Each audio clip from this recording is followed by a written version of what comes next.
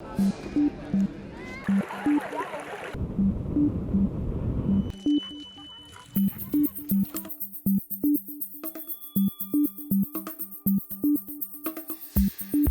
science is clear. We're seeing an increase in desertification. We're seeing an increase in rising sea levels. This is causing more challenges for people to survive. People will be forced to move. There will be increasing tensions. There will be increasing conflict. And unfortunately, we're likely to see an increase in numbers of people forcibly displaced. 84% of the world's refugees are located in developing countries. And these are the countries which are likely to be most impacted by the adverse impacts of climate change. So we either wait for these situations to occur and for people to move, or we have become increasingly proactive. While climate refugees does not exist under international law, it does capture the sense of urgency and vulnerability of populations and the need to act on those people, on behalf of those people who have been forced to flee. It's not possible to truly pin down the number of people displaced by climate.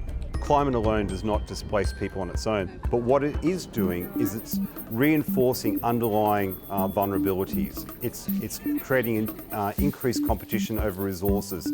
It's leading to stresses in relation to intercommunal tensions.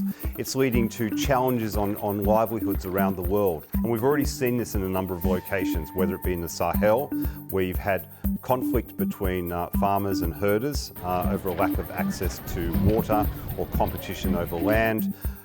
We're also seeing it in the dry corridor in Central America.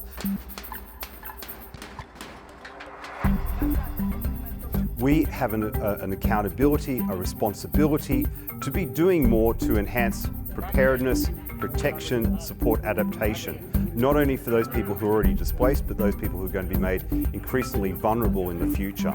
If we know the impact of climate change is real, and if we know that there's going to be tens of millions of people made more vulnerable, then we need to be stepping up our game.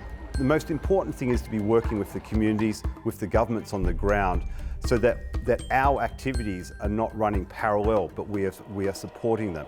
It's also important that we work with development agencies, because in the end, when we're dealing with climate change, when we're looking to support preparedness and adaptation, we have to be doing it at scale.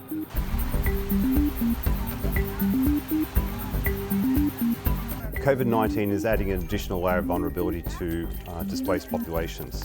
Those areas often already have quite weak health systems, and those health systems are under additional pressure. Likewise, refugees, host communities are often in very precarious situations as far as socioeconomic conditions. They often have weak social safety nets, income can be very sporadic. We need to be having the same level of ambition, the same level of solidarity towards addressing climate change as what we're seeing in relation to COVID.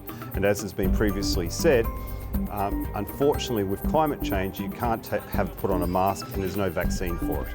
So we need to be taking an even more serious approach to it.